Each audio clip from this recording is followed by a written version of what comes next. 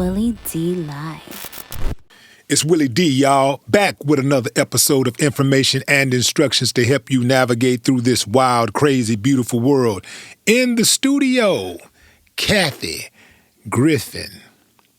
Salute, salute, salute. We're going to start off with a salute to you because you are a one of one. I'm going to salute you because you're one of one. I appreciate that. I appreciate it. You know, you wear a lot of hats.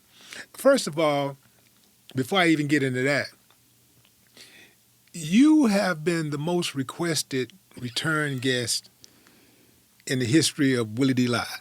Wow, that's amazing. They keep saying, like, can you get her back on the show? Can you get her back on the show? And you were one of the first people that was on the show.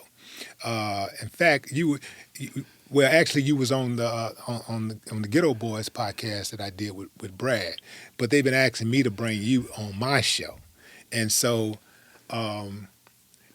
you wear a lot of hats. One of the heaviest hats that you wear is that human trafficking services director for the Harris County Precinct 1 Constable's Office.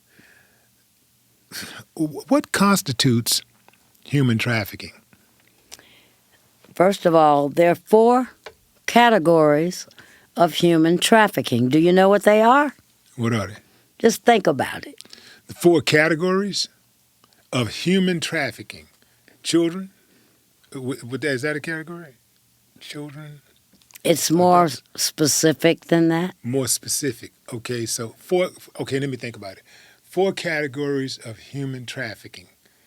That would be slave labor? Was that labor trafficking is labor one. Trafficking, okay. Marriage, was that one?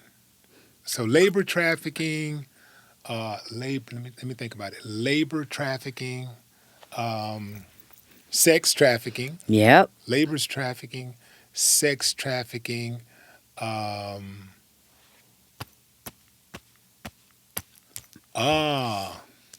organ harvesting.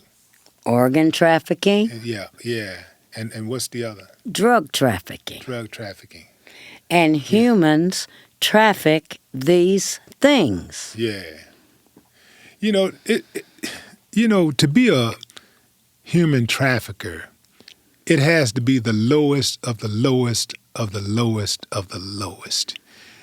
You got to be a really rotten motherfucker to do something like that. And typically when we think of human traffickers, we think of men, but there are a lot of women who are involved also. There are a lot of women. They're dominating the field, especially in sex trafficking. Yeah. Everybody think it's going to be a pimp named Slickback. No. It doesn't look anything like that anymore. Now, to be perfectly 100, all the old school pimps ought to be devastated. They should be dead because what these youngsters and these people have done that have these, what are they called now? Is it the Gen X or what are the young people? Well, you got the Gen X and then you got your millennials. Millennials, all of those. They have given all of the gangs concussions. Damn the black eyes. That shit gone. They get knocked out. Knocked out. Let's take organ trafficking. What's the number one organ that is in demand? The heart. Nope. Well, kidney. Nope. The number one organ that's in demand. The number one organ that's in demand. The number one organ in demand. If it's not the heart, it's not. And brown and black people are targeted for this organ. It's not the heart. It's not the kidney. The largest organ of the body. The skin. Skin. Yeah. And because we're brown and black people and we have so many different variations of pigmentation, and especially in times like this where wars are going on, and look at where the wars are, and people are getting burned and bombed, and fires have gone on even in the United States, we have this now phenomenon of all these fires that are taking place and we're losing people and people are getting burned? The skin. Now, who in the hell is trained to remove skin and organs? Huh. Who? Doctors. What? Excuse me, I got choked. Yeah. So what are you saying? That an actually board-certified trained physician knows how to harvest skin. Do you know how much money they make? Doctors' salary is anywhere from $250,000, $300,000, $400,000 Yeah. a year. Some of them, that's average. But when you start saying, if they have not come up with a cure for something or something or something, or have patents, when you can make 100, 200 million, 300 million a year, the lust and the greed and the love for money can turn a good person into one of those awful motherfuckers you was just talking about. Makes sense. Now, I'm gonna school you on something else. And this goes for everybody out there who's listening. See, all of this stuff is invisible, but it's in plain sight. Right. When someone dies in your family, okay, this is so undetected, untracked. Nobody even thought of this. They tell you you're there, your family member takes their last breath in a hospital. You don't know if they were organ donors or not. And they take the body to the morgue. I'm not saying all morgues, but some people that work for the morgues are on the black market. They're in that industry. Nobody, when the body gets to the funeral home, it's very rare that the family member goes in the embalming room and look to see if all of the skin or the heart or lungs or liver or eyes or whatever are still attached to their loved one. The deal has been made from the hospital to whoever picks up the body to the funeral home, and all funeral homes are not certified and legit, especially individuals who are what you want to call the throwaways, no family members, the ones that just get put in a potter's field or a mass, they're going to be cremated. Nobody ever checked for any of those bodies to see if all of their skin or organs or any of those things were still with that person. That's undetected, under the radar money. In the hundreds of millions that go up to the billions of dollars. Most people don't even know that when your loved one, after they're embalmed, they're putting they are inside of a plastic bag that zips up. And then they put the clothes on top of that body that prepare them for viewing. So it's very hard to track that. The closest way of tracking it is when we are able to find out morticians who are unlicensed, are operating illegal funeral home services, or prey on the people who don't have a lot of money to have these funerals. Population that gets targeted are drug addicts, prostitutes who are disconnected from family, or some of them don't have family. It's just unclaimed funds that they are just raking in. And you don't even, but you still have to have somebody who knows how to harvest those organs to preserve them in order to transport them all over the world to individuals who need the organs. And it's unfortunate, a lot of people never thought about skin. Skin is an organ. So most people don't even know that. What are the consequences, like when people do get popped? To me, it seems like the government is very lenient. Law enforcement is very lenient on sex traffickers. What are the consequences? What does the penalties look like? Well, the penalties are very stiff now, especially for minors. That's 25 to 99 if you're trafficking minors, forcing them into prostitution. Unfortunately, it doesn't look like what you see on television. Nobody's picking up nobody and throwing them in a van, and they do keep them. That kind of stuff does happen, but that's not natural and what goes on normally.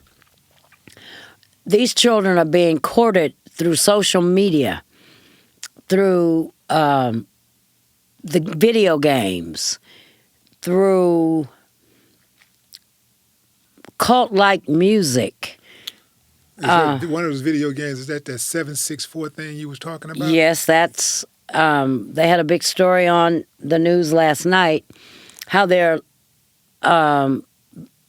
luring minors and individuals with disabilities, mental health issues that are undiagnosed even. And they're luring them into cult-like activities and satanic practices and sacrifices and worshiping. And what is strange, it was very rare. Once upon a time, you never heard of no black folks worshiping no Satan. You just didn't. That was rare. Now, the guy that started it, the cult leader, he just got 80 years. But the seed for the game that he created in the games and that footprint was already planted, and it went worldwide, viral.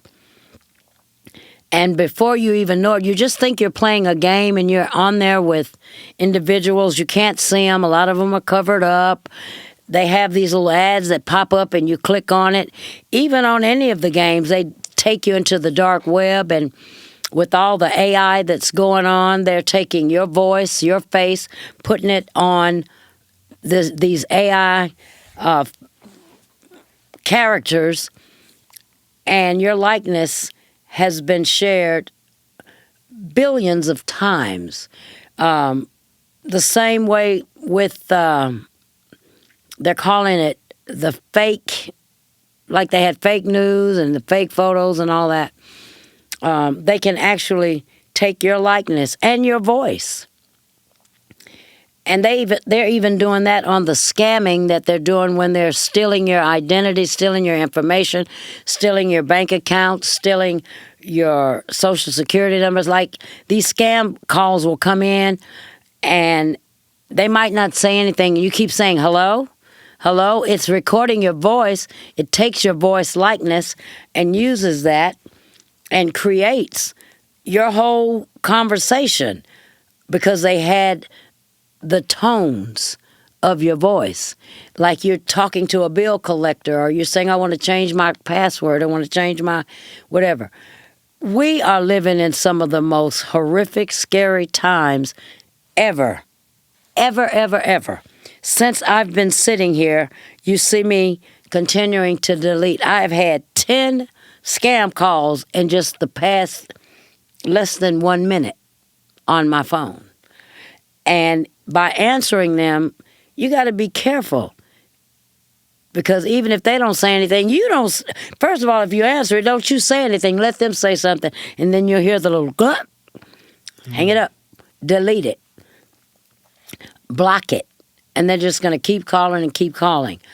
there's so many tricks to this game, and there's so many of our children from every race coming up missing, being hypnotized by these games and these algorithms, is what they're calling it.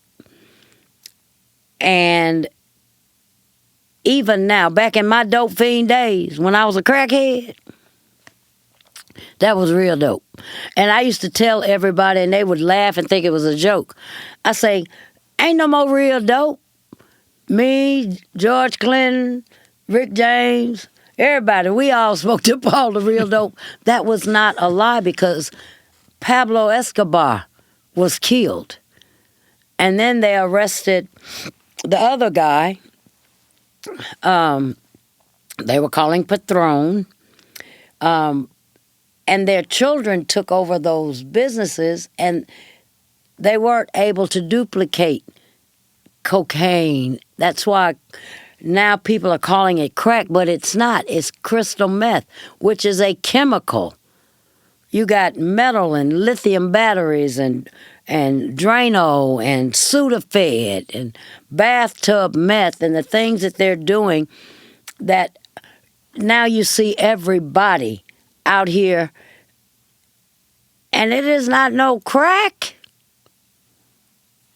Crack is gone. Why are these guys, I mean, what's your thoughts on this? Why are these guys putting fentanyl in this stuff? It's about the greed and the lust for money. Listen, check it out. You can't have abortions anymore. So they're going to keep having babies. So they're not worried about killing off the population, because now they're going to be producing more and more and more and more and more, and they're going to be throwaways, and people are going. It's important that these chemicals are more addicting. I went to a training with these vapes. They even have a baby starter kit vape kit with the flavors to start getting children addicted to smoking vapes, but they're telling them that it's not nicotine, which it's not. Nicotine is not nicotine anymore. Go back in the day when the menthol cigarettes in the 50s and 60s were created for the black community, whereas Camel, Marlboro, they had the cowboy. He even died of lung cancer. Everything was targeted to a specific group back then. The way they set up the displays in our neighborhoods, they would have all the beer. They still do. They have all of the beer and these different flavored wine coolers. And one of the biggest culprits known to man right now are these Monsters and Red Bulls and these energy drinks, because of the chemicals that are in it. Eventually, people in recovery, they tell you can't drink them because you're going to test dirty. You're going to pop dirty. And people start drinking Red Bulls and Monsters like they're drinking beer or soda. And you're going to test positive for amphetamines. So people are now getting their parole and their probation violated, and they're saying, but I didn't do anything. Yes, you did. You can't put those Monster drinks and those Red Bulls and energy stuff down. You can't put them down. Everybody's system's different. Everybody doesn't necessarily test dirty, because some people go to the extreme with anything. I'm an extremist. I still, to this day, with 23 years of sobriety, total sobriety, and I am no longer on nicotine. I don't smoke Black and Milds anymore. I was smoking 30, 40, 50 a day. Damn. Yeah, so I was down to like 102 pounds. I went, and I promised God, if I didn't have lung cancer, I'd never touch another one. Got a little COPD, a little bit, but I don't have cancer, and I have never touched another one. I chew Nicorette. That's not an endorsement. But everything now is so chemically enhanced to keep you addicted, because even when you don't have money, and we're living in such depressing times liquor is gonna, I don't care if it's moonshine, somebody gonna have to have something to drink, something to smoke, something to eat, and they gonna wanna have sex because everybody think sex is a cure for everything. Ooh, I just need to get me some. Ooh, I just need me some. What you got to show for it? You know, what do you have to show for it? And let's go to the sex industry. I don't know if I said this the last time I was here, but I've said this in teaching through the decades. Back in my day, a stripper, they made it rain in the strip joints with C notes, $100 bills. Now everybody got little guns, they shooting out ones. Now remember, you gotta pay to dance, you gotta tip your DJ, you gotta tip the house, you gotta be able to pay for your drinks, you gotta pay for your stripper outfits and your stripper pumps. You ain't got nothing when you leave. And then I used to say, okay, they're going to run out of ones. Now they're going to start throwing nickels and quarters and all the strippers going to have black eyes. You know what's crazy about that is that I know this girl who was like, I think she took off like about a week or something and she couldn't pay her bills. And I'm like, but you're a stripper. Like how is it that you don't have any money?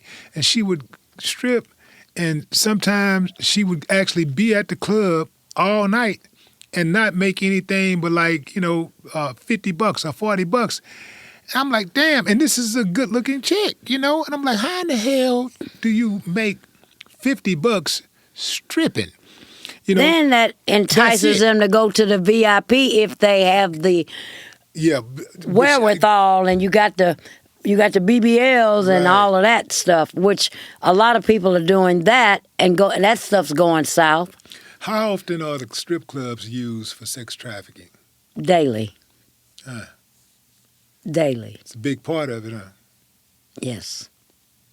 When we walk into these nondescript places like corner stores and maybe taverns or whatever, we have no idea what's really going on behind the scenes, like on the other side of that wall.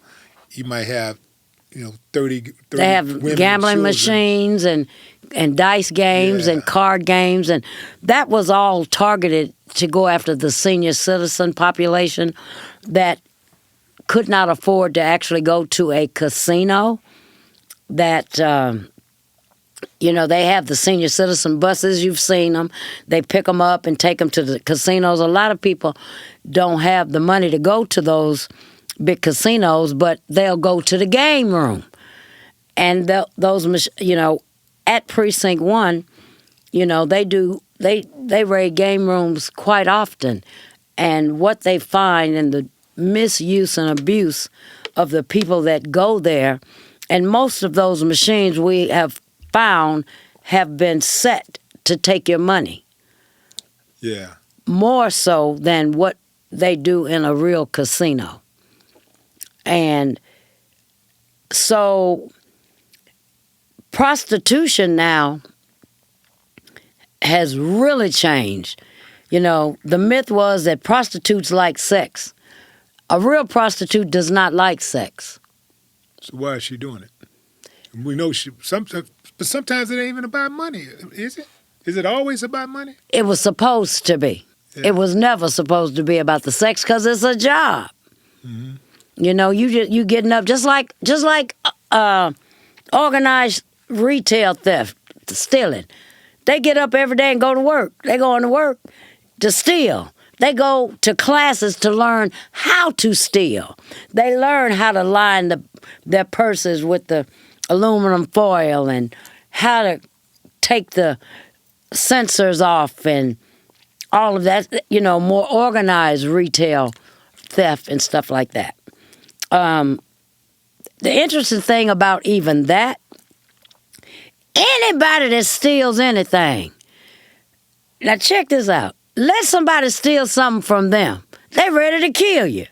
And I can't count the times that individuals in my prison program will say, but But I'm not stealing from people. I'm stealing from stores. And then you wonder, well, they wouldn't give me no job. Well, they can't give you no job because y'all keep stealing the merchandise that they would use to make money to hire people. You know, I don't care. And, you know, get rid of this that people don't hire felons. I'm a real felon. My number was 80344. And God has given me favor because I have been obedient. I follow the law, and I have done the work. And I believe God called me to do what I do. And it is amazing. I'm 65 years old now. And I have seen probably in the past 23 years over 1.8 million individuals that have come through me or to me to try to help them. There have been some great successes and there have been some great tragedies. When you want to change, people say change is not easy.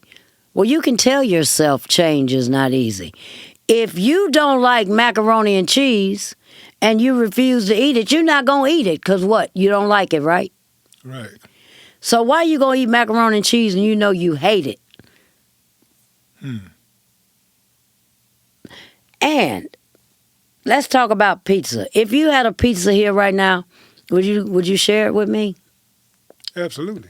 And if I ate it, I'd stop breathing and die. I'm highly allergic to cheese. So what's right for you could be totally wrong for me. All these different programs and rehabilitation programs have their curriculums. That is a cookie cutter blanket.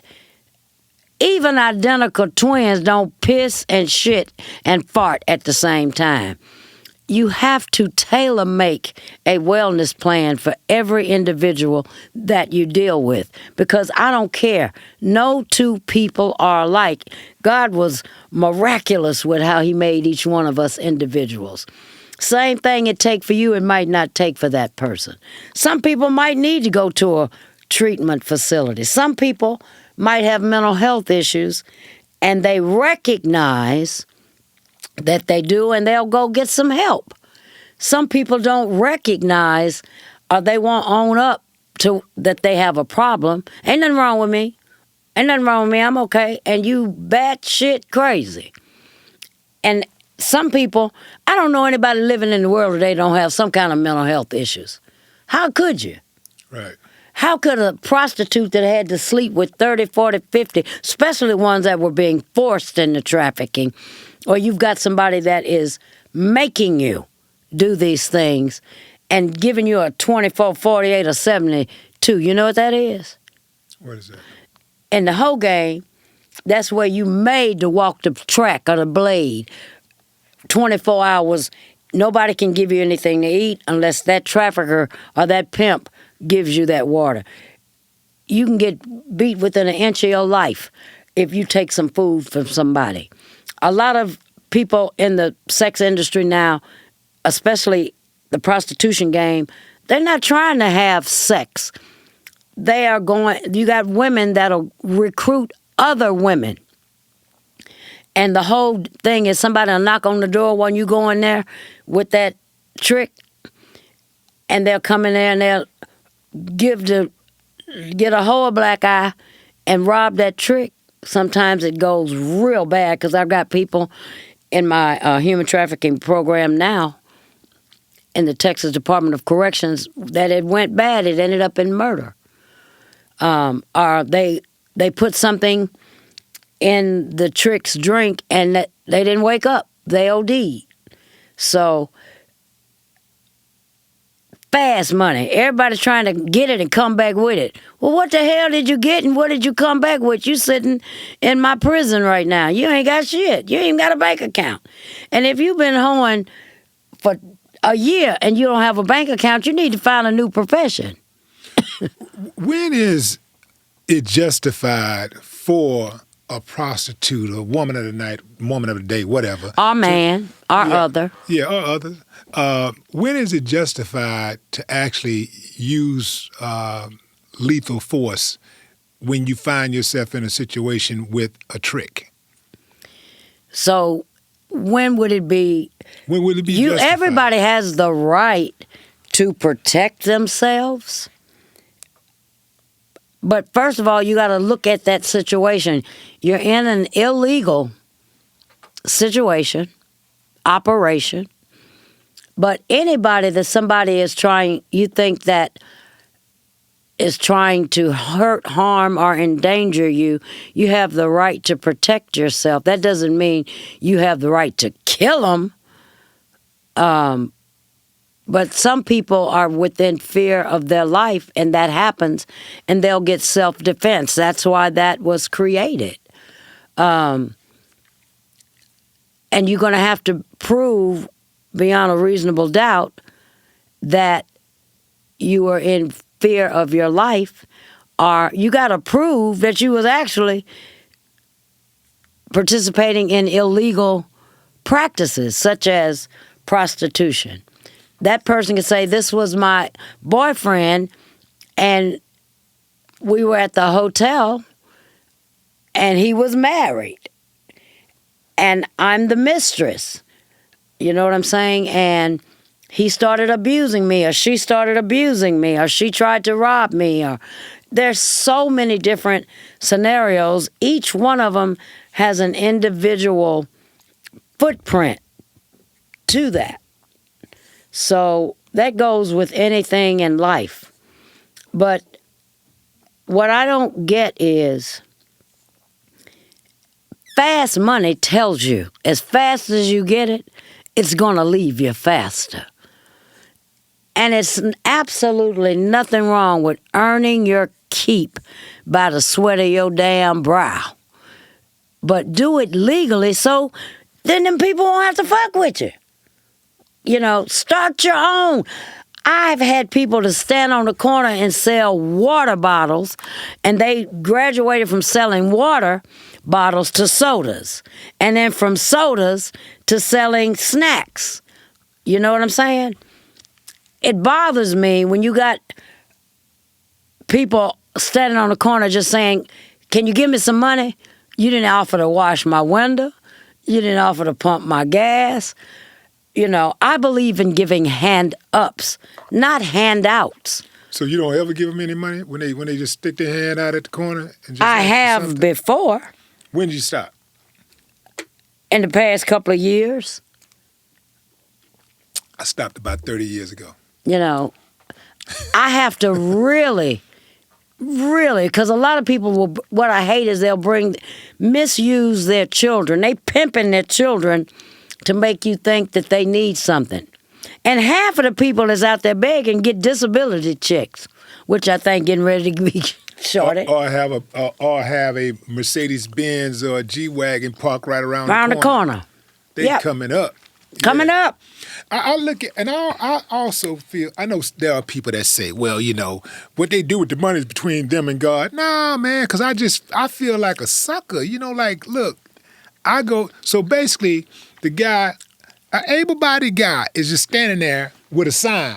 And in his mind, I'm thinking he's saying, okay, get out there and get that goddamn money and then bring it back to me. So I'm gonna stand out here and I'm going to let them go out there and work. But first of all, I'm going to chill at the house and I'm going to watch TV or whatever. And then right around time when I think people getting off work, I'm going to go out here and stand on the corner. Right. And then I'm going to stick my hand out and just get something free that they actually work for. So I that's the reason why I don't And do people kill me with this free. Ain't nothing free but salvation. And that ain't free if you go to the wrong church.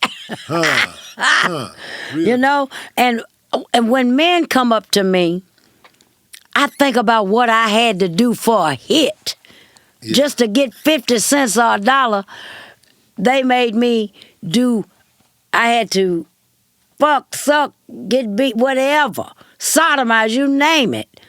Just to get that, and then they want to beat you up and take that back. You did that for $1? Times? Baby, my addiction was $30,000 a month for over 22 years. It took me from Beverly Hills to behind the trash dumpster. Let me tell you something. I happen to be one of those that I don't have any secrets. Everything that I didn't want God and the devil to know, I got rid of. So I'm not the only somebody.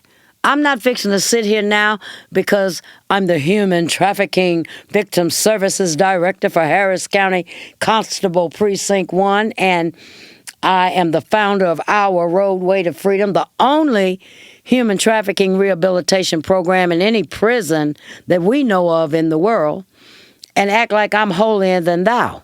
I don't ever forget where I come from. I don't ever forget when I was sick and mentally ill and forced into being locked in and forced to go prostitute and give the money up, and I escaped and fed dog food and being urinated on and not having any teeth in my mouth. And Thanksgiving, me and another crackhead shared a 25, back then it was a 25-cent bag of chips, a piece of summer sausage. That was the Thanksgiving meal. But back then, we would still get together and sing gospel songs or steal the Bible out the crack motels and read a scripture every day, because it was then I know God carried me. I know that. And while you're going through all of this, what's going on the home front? What's going on at your parents' house? Of course, my poor mother died wanting me to get my life together. I'm out there chasing, wanting to be in the music industry, and ended up with a drug addiction when the lights and the cameras were gone. And my addiction said, feed me, bitch, I'm hungry. And by any means necessary, I had to do what I had to do, and it took me to jails and prisons, 22 rehabs, California, Mississippi, Texas, Arkansas, New Jersey, New York. I mean, how does something like that happens to the it girl? Because you was the it girl in school. I had no idea that my DNA makeup was not that of my parents, Ernest and Shirley Griffin, in Hattiesburg, Mississippi.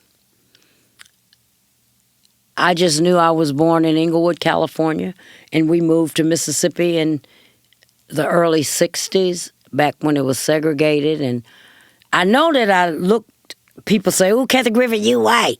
Oh, I was never black enough to be black and never white enough to be white, even though I remember the for colored only signs, which I hear that our president has signed an executive order to do segregated. You can segregate bathrooms and stuff again, whites only. What you gonna do for the mixed breed? What you gonna do for the other folks?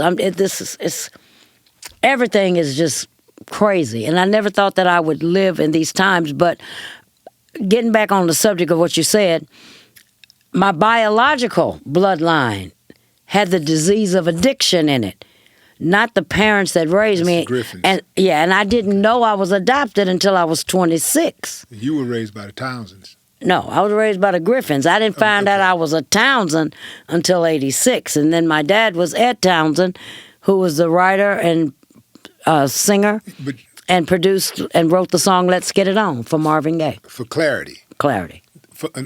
So for clarity, my DNA your is a DNA Townsend. Is Townsend, right? Okay. But my the Griffins adopted, raised my you. Cabbage Patch status is Right. Griffin. Okay, the Cabbage Patch status. Yeah. Yeah. Okay. So, and you was 27 years old when you find out. 26. 26. But, so what led you on the path to addiction? Again, okay, so you said that you came from an addicted family. Always trying to fit in. Like I said, I was too light-skinned, but I wasn't white enough to be white.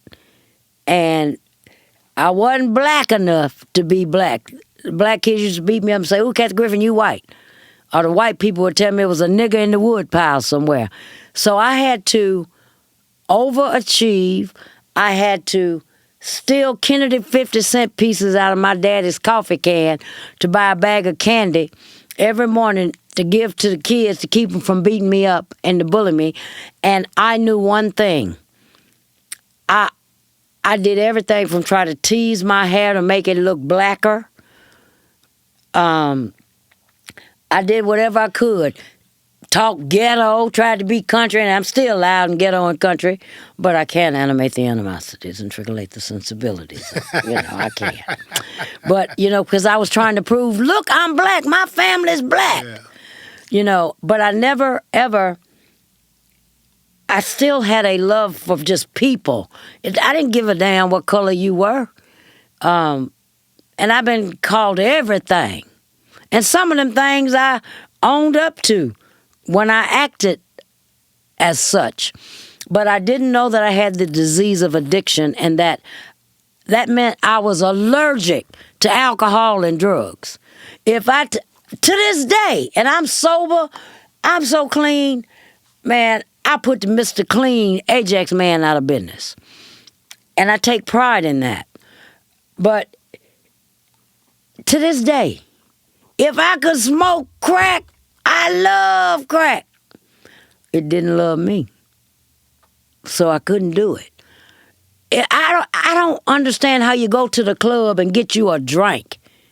I'm on to buy you a drink. I ain't trying to steal from you, T-Pain. I'm just saying. A drink? I got to drink it all. A pill? Even a leaf. They tell you, take one. No more than 2 a day. I'm going to take 3.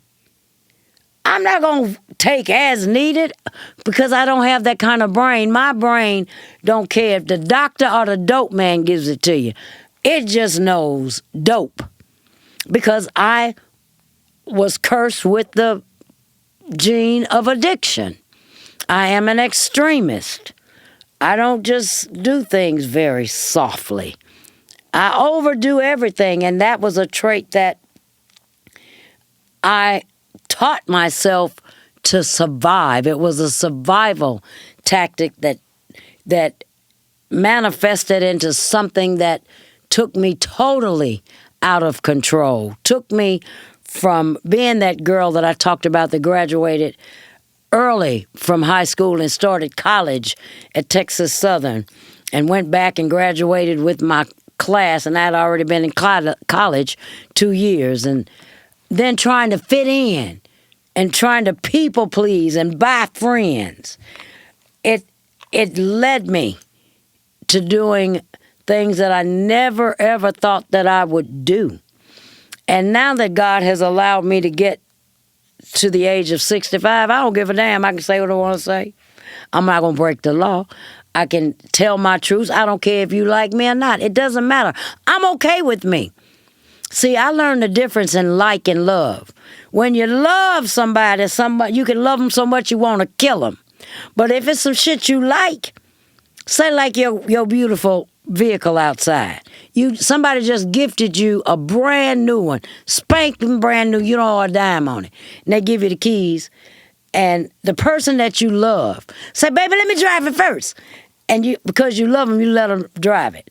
And then they go pick up all the friends and they smoking blunts, putting it out on your wood grain, put their muddy feet up on your leather. And you're like, oh my God.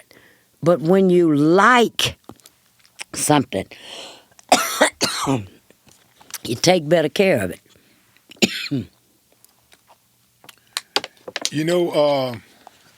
I operate under the mantra that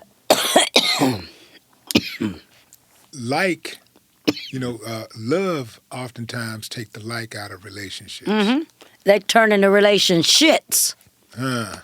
Everybody think they in relationships. Yeah. If you got more relationship moments than you have ship moments, you need to run like you got gasoline draws on in hell. Yeah. Because you in a relationship, and that ain't going to work. Yeah, I like that. And if you can like and love, that's even better. But yes. that like is But important. It takes practice. That like is important because, For example, if you, let's say, riding down the street and, you know, we're in the car and, I see this chick that she's walking by and we just started dating, you know what I'm saying? And I see this chick and I'm checking her out. You go like, oh, okay. I see him watching. You ain't saying nothing too much about it because we're just in the like stage. Then next thing you know, I love you. It's like, now you see me, I'm doing the exact same thing, but you say, what you looking at? What the hell you looking at her for? Now it's a problem, you see, because a lot of time love take the like out of relationships. People don't understand what love is. It has been so misdefined. Yeah. I don't know why I'm coughing today. The pollen, Yeah. these allergies. Yeah, there's pollen everywhere. I got to see you operate in real time. I've seen you do that before, but I've just got the chance to see you right before the podcast started. A young lady called you and said that her mother died, and to watch the way that you handled it, the way that you offered sincere condolences, and you gave her advice. You told her, look, what you were about to do, but call me a little later, and we're gonna work it out. She needed some assistance. That is it takes a very special person to be able to do something like that, to be able to even cope with that type of thing, because you got your own life, your own personal worries and things that you have to do in life, but then at the same time you got people who are basically dumping off their issues and things on top of you. I'm on a trash daily basis. dumpster for most people's problems. Yeah. So with that, my point that I wanted to make is that how do you manage that? How do you manage? It's one thing to manage your own grief, pain, and stress, and disappointments. How do you manage other people's grief, pain, stress, and disappointments? I have to know and understand that person, and through discernment and experience of dealing with so many individuals in my life, I have to know how to walk them through their mess so that they will actually hear the message. And I depend on all my spirituality to feed me what I need to feed and sow into some. I'm just a farmer. I'm just planting seeds. But the most important thing about it, people ask me, I've seen all these different organizations. They come up and they get all this money and they get this federal funding and they get grants. Well, first of all, I don't get federal funding and I don't get grants. A dollar sign didn't come attached to the work that I do. Like I said, I was blessed to inherit my father's music, and I have used my music royalties from my father and my brother, who had the group Surface, David Townsend, because he didn't have a wife and family. I'm the last Mohican standing. So I have inherited their works, and my father always threw the rope back. And so since I didn't write a note of the music of Let's Get It On and the other songs that I have in his catalog, I've used that to help support what I do for others. I had to learn the difference in handouts and hand-ups. That's why I'm telling you I do hand-ups. I don't do handouts anymore. I'm not first national ATM machine anymore. Yeah. I have allowed people to misuse my heart, and I'm here for people to use me, not to misuse me. Right. And the experience has taught me now how to walk a person in. I can spot game. I got hodar, bullshit dar, radar. I got all of them dars. Right. and I do what I can. I have been targeted by many who, when you got haters, they're really your fans. They just have never been taught how to flip it and say, I admire what you do. Can you show me how to do that? Or instead of, oh, I can't stand that bitch. I hate that. That bitch is stealing. That bitch is pimping. That bitch. Man, please. Really? So I don't feed into that negativity, but I must be doing something right if I got haters. And that goes for anybody. When you're being bullied, really that person has not been taught how to really like you. They really like you. Yeah, most of these type of cats, it's a lot of them like that on the internet too. They really fans. They fans. They really fans, and they really don't really understand how to, communicate. They really want to reach out and say, man, how did you do that? Help That's me. what they really want to do. Yeah. But their pride and the ignorance won't let them do it. Yeah, so that's what it is. Because it ain't never going to be somebody in front of you hating on you and talking about you and keeping your name in their mouth. It's always going to be somebody that's behind you.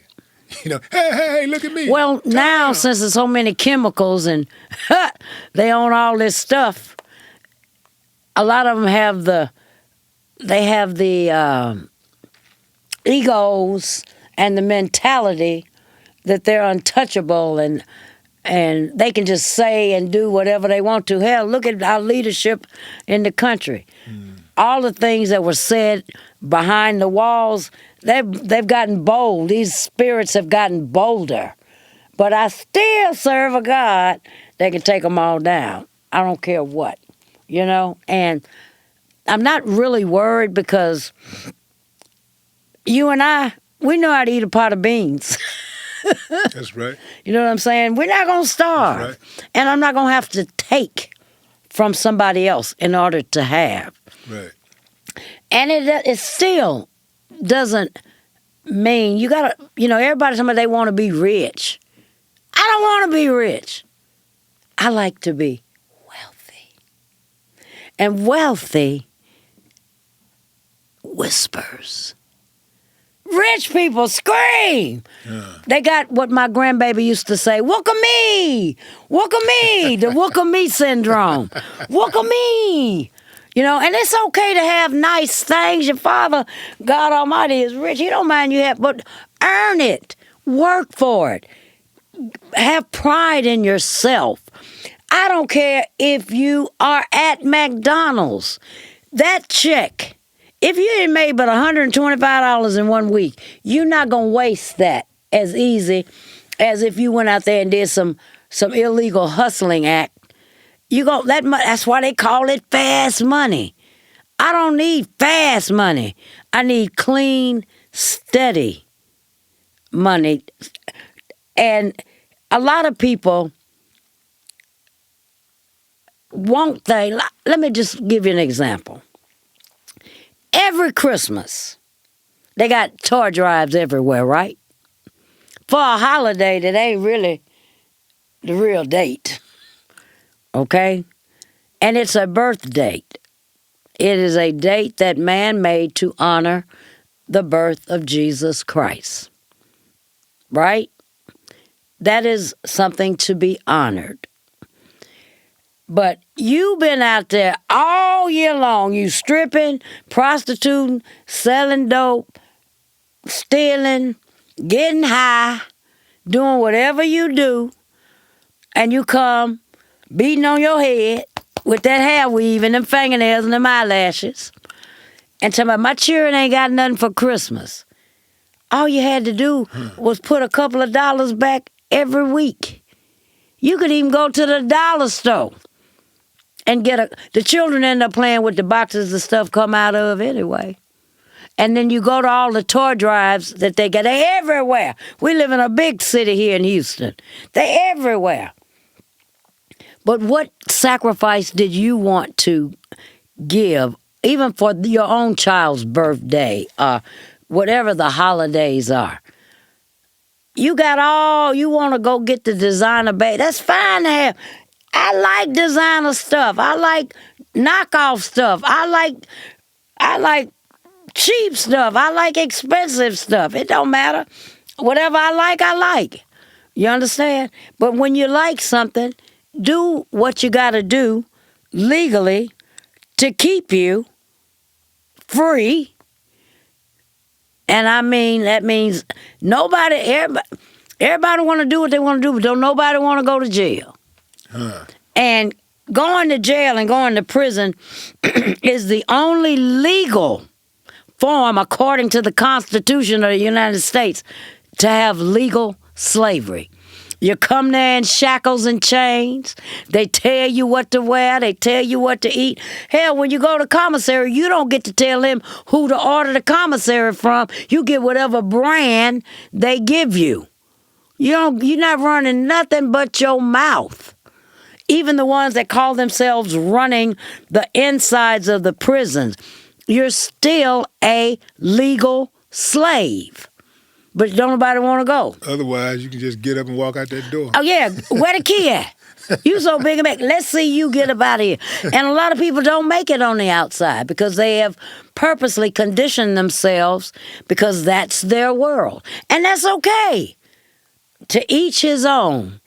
I choose to be free. I choose to earn my keep legally by the sweat of my brow. I have practiced long enough that your people's words don't break me down like they used to, and accusations. I am an open book. I try to teach everybody that comes in front of me you have less heartaches and headaches and health problems if you just do the right thing for you. And if you end up in front of me or you're court ordered to my classes or you come to my programs, you have done something that got you in front of me. So don't say you don't have any problems, because you do. And I'm there to help walk you through whatever your issues are. Stop being ashamed to admit that you need some help, whether it's mental, physical, spiritual, financial, whatever it is. You keep stealing, you're going to keep going to jail. Quit calling me to tell the judge to give you another pass. And you've been to me 3-4 times. I'm not the get out of jail free girl. I did my time. And I never got out even on a bond. Yeah. You know what I'm saying? I did my time. And I was guilty. I was hoeing. I was smoking crack. But every time they give you possession of a controlled substance less than a gram, I was such a crackhead, I didn't have no dope for them to even wash to find no residue. So I'm just saying. In 2023, you sued Ed Sheeran over illegal use of stealing your father's music, right? Stealing. That was the Let's Get It On song. He Yes. used some pieces of Let's Get It On for his song. Thinking Out Loud. Thinking Out Loud, right? But I went up against the firm. Yeah. But here's the deal. What I want to know is, I read somewhere, and I want to know, is this true? I know I could have called you and asked you about it, but I just... That's okay. I told you I'm an open book. Yeah, but I want to know, is this true? Did you got... Ed Sheeran said that he considered it a win because after the trial, you, your family, and others walked up to him and hugged him and told him he was That's not right. how that went down. First of all, what I said to Ed Sheeran was, if you and I had talked, I wouldn't have had to spend these 10 years waiting and going through all of these judicial acrobatics, and we never even had to come to court. We could have talked about it, but I had good representation and bad representation. And first of all, both catalogs are being managed by Sony. So it was already a conflict of interest right there, because they should have caught it. Yeah, Sony could have actually patched that. But yeah, since the trial, I'm going to publicly say I have been back in meetings and in talks and negotiations with Sony And Sony and I have a good understanding at this point. And all those multiples, layers of attorneys, most people would have, when they offered to pay me $6 million way back, I turned it down.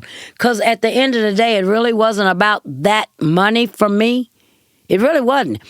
My father told me not to let anybody steal his work and for me never to sell his catalog. That's what he said. I was honoring what my father asked of me. And I was still an addict when he said that to me, and he asked me, when is my baby going to get her life together? And the year when he died is the year I got sober, and I've never looked back. And I didn't know a lot about royalty. I mean, I'd heard Michael Jackson and Prince and everybody talk about stealing and what happened to James Brown and others. And my father told me when I first met him, you need to read the music Bible. It was a book called The Music Industry. Yeah. Now, mind you, I'm high as a research monkey. I ain't read no damn book on the music business. So I didn't quite understand what he was asking me to do. And my brother, David Townsend, who was a founding member, along with Bernard Jackson and David Pick Connolly, because that was the group. My brother told me, you're going to always get screwed in the beginning of the music business. Somebody gonna mess over you, but just stick with it. And he was talking about the music and the songs that they had written. And I mean, Only You Can Make Me Happy was one of the biggest songs too. It's still big. People still listen to that. It wasn't big as Let's Get It On, because Let's Get It On is in the American Songbook. It's an evergreen. It will never die. And in that trial, AI was used. They played Let's Get It On. And you know what? They did what they had to do. Even though it was politics,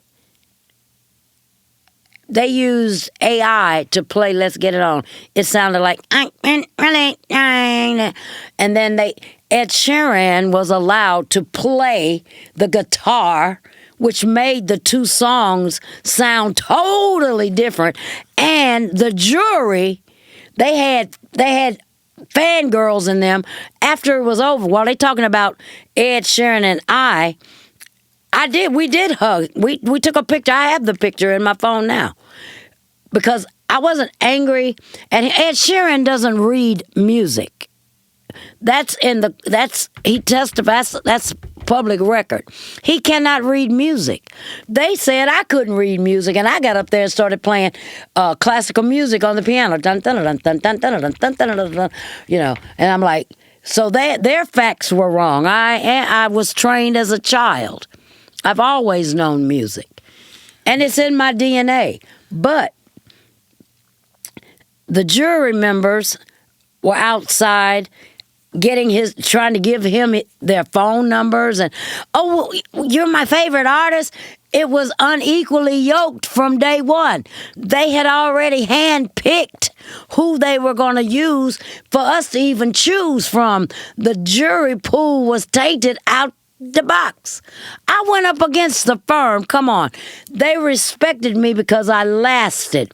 Most people would have sold out, settled out, or couldn't afford to fight the case for 10 years.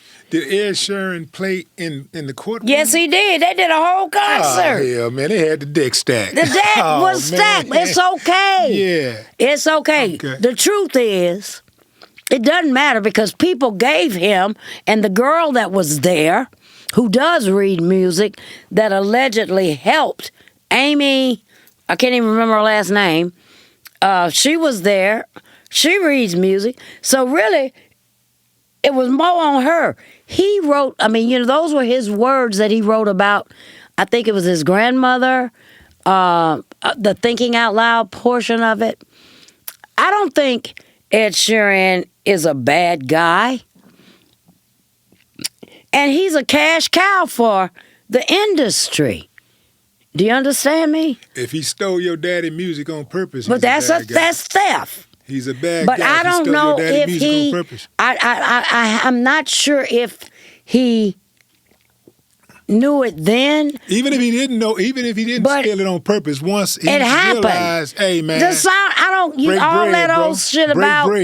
All that old shit about anybody could have. Those were commonplace chord bullshit. Let's get it on. Look, you know it as soon as you hear it. Yeah. Even if there were any similarities, which they said it was, that should have been a winner right there, because you don't have to prove beyond the reasonable doubt in that kind of case. When you embraced him, what did you tell him? And what did he say to you?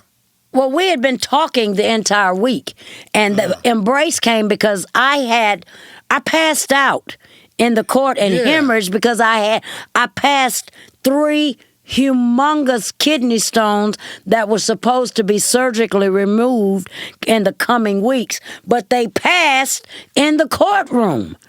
And I fell, and Ed Sheeran's people and the Sony people picked me up and got me on the gurney to go to the emergency room. And I was grateful because I didn't have the family members that were there for me were there also. That they didn't know. They were distant relatives.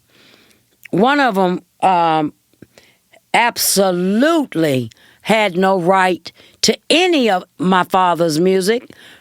The other one was appointed to be over my aunt's estate, who had no right to any of my father's music. My brother could not. My father left everything for my brother to be over for his estate, but my brother was unable to do it because I don't know if it had something to do with a credit score. I was a crackhead, so they wasn't going to give it to me. But anyway, I lost my brother to alcohol, and my other brother was mentally ill, and he's deceased. I'm the only heir. So the cousin that I didn't know that was distant, and my aunt's son, who murdered his mother, my aunt, when he was a child, they still want their hands on my dad's money, saying I should give it to them, give them some. They didn't even know my daddy. They tried to sue you? My aunt made one of them. So my brother gave permission to my aunt, who is deceased. She could collect royalties for him. Mm-hmm. He died. And so it's still that family. Boy, I tell you, you find family members come out the woodworks. And they were saying, I think that you should share all of your dad's stuff with all of us. Well, my daddy specifically said he didn't want nobody to have his stuff but us. And he really didn't want us to have it if we didn't get our life together. You know what I'm saying? Angie Stone's son was just talking about something. Did you know Angie Stone? Because you know I every loved damn her. body. I loved her. Yes, I knew Angie. Yeah, I know you know every damn I body. loved Angie Stone. Oh, my God. And the same thing happened. They were, people been... First of all, I don't care who you are. Michael Jackson, anybody... The industry is going to take, and they're going to be the one. If you look at all of the people that run, they haven't sung a note, can't sing. Half of them don't have no rhythm. And most of them that run the industry are MOT. Do you know what that is? Yeah. Member of the tribe. That means they're Jewish. Mm-hmm. And all of these other people, just like George Clinton has been fighting for his stuff from Armand for all these years. And Armand took all and forged documents. They got proof of it, and how people steal. I understand everybody wants something. And if you stop stealing, somebody might do something for you. But when you go backstab and connive, and Sony's not going to allow those family members who didn't even know my father, whether one of the gentlemen in my family was the administrator over my aunt's estate. It still doesn't belong to my aunt or him. And copyright take back is what I'm in the midst of now. And most people don't understand. Your royalties run out if you don't recoup them. I just did all of that with Sony. And Sony, through this trial, and they have respect. They had to tell me, they had to respect me. Because I came truthful. I came straight up with them. I understand business is business. Their attorneys did some low-down things that did not, but that they did what they had to do because that's what the lawyers were paid to do. But the actual person that is working with me and the lawyers have helped me on this side because they didn't have to, but they knew it was some injustice done. Yeah. And like I say, I have a very good working relationship and an understanding with Sony at this present moment. I understand what that is. I understand who owns it, which are the Japanese. The publishing part, the CEO, John Platt, and I met, wonderful African-American leader, was very kind and fair with me. His staff has been very kind and fair with me. They gave me options. I gave them options. We have negotiated. We have come to some very good agreements and settlements, and everything I asked for, they gave me, that they didn't have to, out of respect, because I've handled myself and I finally understood the business. And for me, it is a win. I think that God has allowed me to go through that without having vengeance and vindictiveness, even to Ed Sheeran. I had no problem with taking the picture and hugging him. I'll show it to you when we get off the air. What did you say to him? I said we could have done this outside of the court, but our attorneys did not allow us to meet. Okay. Because you got to remember, attorneys getting paid. And what did he say? He says, I'm just doing what I feel I have to do. I said, and I'm doing what the hell I got to do. So we agreed to disagree to agree. Yeah. And it wasn't, he invited me to his concert because he came here the very next week. I didn't go. Right. I did not go, but I was invited. And especially he gonna stand up there and sing that song, thinking out loud. Yeah. I just look like this. Right. You call it a win on your side. I know it was a victory on my side because I'm still standing. And in this industry, a lot of people haven't survived to be at this stage of the game. I was on your Instagram, and a few years ago, you put up a post that said, be kind. You never know what somebody is going through. What are you going through? I'm doing everything I can humanly possible to nurse my husband back to a sustainable health level. He has battled MDS leukemia. He had the stem cell transplant from a 39-year-old female. We don't know who she is, where she come from. We don't know what race. We don't know what profession. And on day 60 of the transplant, he was cancer-free. But all of the chemo and everything else at his age, we didn't quite know what his quality of life would be on after transplant.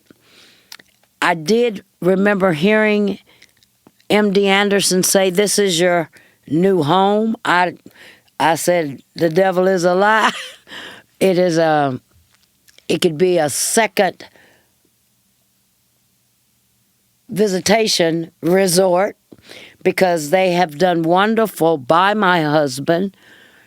But at his age, it's been a very dark, hard struggle. Cancer is one of the most disrespectful diseases. And Alzheimer's and dementia, they're so disrespectful. But my husband is still living, and I'm doing everything that I can to care for that, care for all of the other people's problems that they have, dealing with, everybody got family issues, Everybody that's doing something gonna always have the real pimps in your life. You promise two things. You're going to die, and the I, the R, and the S gonna be in your life. So I make sure that, I pay my taxes, because they there. Even when you're dead, they come first. They gonna take theirs before anybody in the family on inheritance gets anything. But it's okay, because I can actually hold my head up. Only thing I knew about credit was the credit I had with the dope man. I have a real credit score now, which is important. And I try to teach all of these things to the individuals that come my way. I'm still the best bargain on the planet. You can come to my class and I don't charge you a penny. You can call me. I don't bill you. I need everybody that thinks that I get paid for heads and seats and beds. Guess what? I don't. But why not though?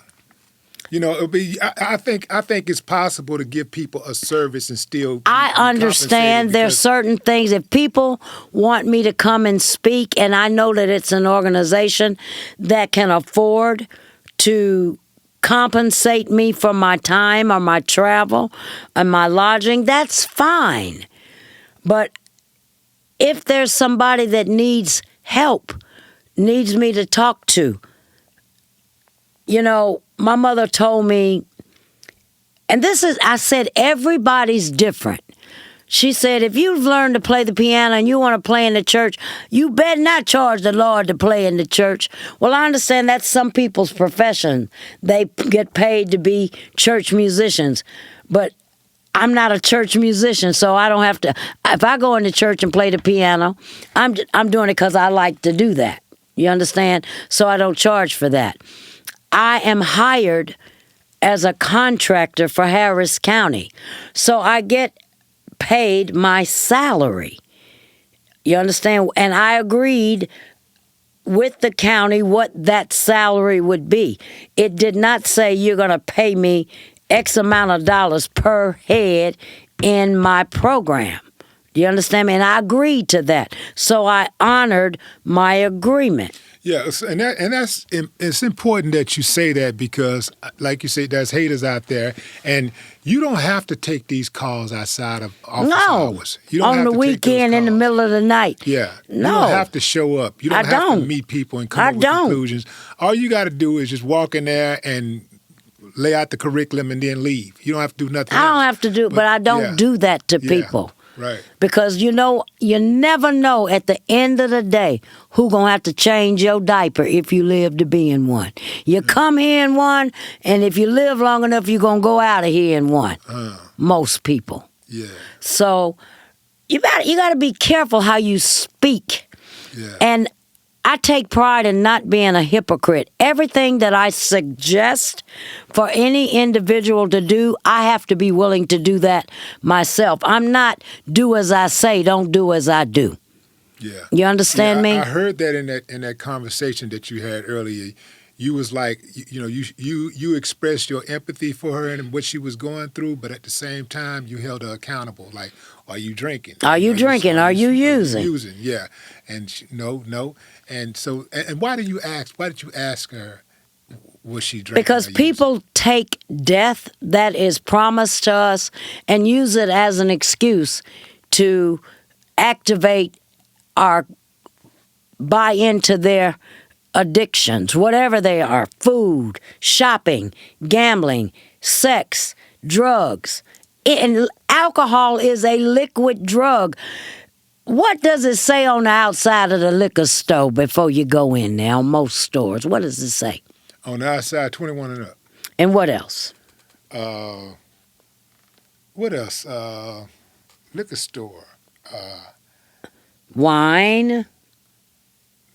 No guns allowed. All of that's on the sign. Yeah. Wine, liquor, spirits.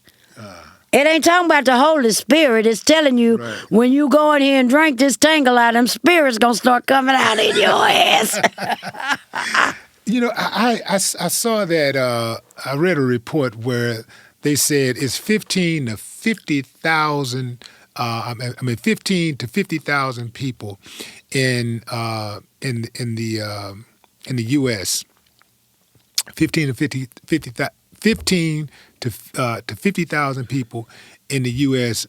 annually go missing, and get caught up in sex trafficking. And then they said worldwide, the number is like 50 million people that are involved in sex trafficking. People are hurting, and we have equated sex to equal love.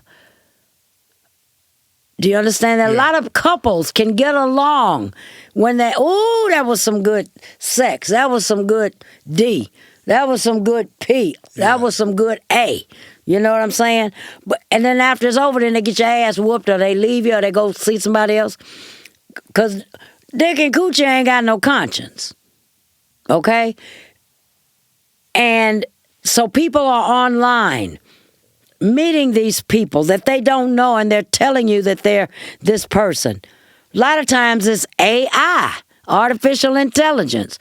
Are they telling you that they have this degree or that degree, and they've built these that's that catfishing stuff, and the children are being lured off. Your parents don't understand you. I understand. If your children coming home with not knockoffs, but real Louis Vuittons and real diamonds, not lab grown, because lab grown costs a lot too, but real diamonds, and you riding in all these high-end cars, and you wearing all these designers, and you still in high school and you didn't buy it, where the hell you think they're getting it from? And parents being friends instead of you letting the boys come spend the night with your teenage children, or the daughters are spending the night with the boyfriends, and we have lost all principles and morals, and times have changed, and I understand times have changed, but now times have gotten lethal and dangerous, and you need to really know, the great grandmama is 48. The grandmama is 28. The mama is 12. So a lot of great-grandmothers and grandmothers never even grew up or found the love of their life. So we're dealing with what the Bible speaks of as generational curses. Y'all, this shit real. This is not make-believe. I've never found a lie in the big book of Alcoholics Anonymous. It says that once an addict, always an addict. But it goes a little bit further and says, but some of us have recovered. They don't emphasize some of us have recovered, because like me, the reason why I went to so many rehabs, every time I was going to the meeting, I'm saying, hi, I'm Kathy, and I'm a recovering addict. Well, who in the hell is recovered if we keep recovering? If I ain't used no dope and I ain't hold in 23 years, I'm recovered. Now, I can pick that back up and reactivate it. But right now, I'm recovered because I'm not using. And I'm too old now. I got powdered milk and scrambled eggs. Nobody want to buy this. No one. You can't buy it. Everybody leasing it. You don't get to keep it. Everybody talking about, yeah, I done sold some coochie. No, you didn't. You leased it. Or you gave it away. Now, it's bad if you giving it away to, oh, I'm not a prostitute. I'm not a hoe. Baby, if you ain't got no money to buy no coochie wash, please don't tell nobody that.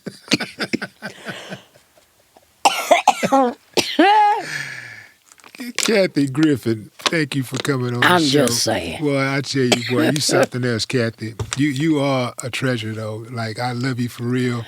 From the first day that I met you, you something special to me, and to a whole lot of people too, because I know how people rock with you. Everybody say the same thing. Kathy, she real, real, real, real. You know, and that's real, because there's a whole lot of fake out here right now. And you know, one thing that you ain't gonna do is lie to us and make it sound fly to us. I ain't finna get no whooping. Lie.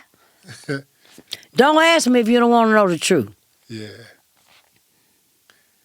Ladies and gentlemen, Kathy Griffin. No more talk.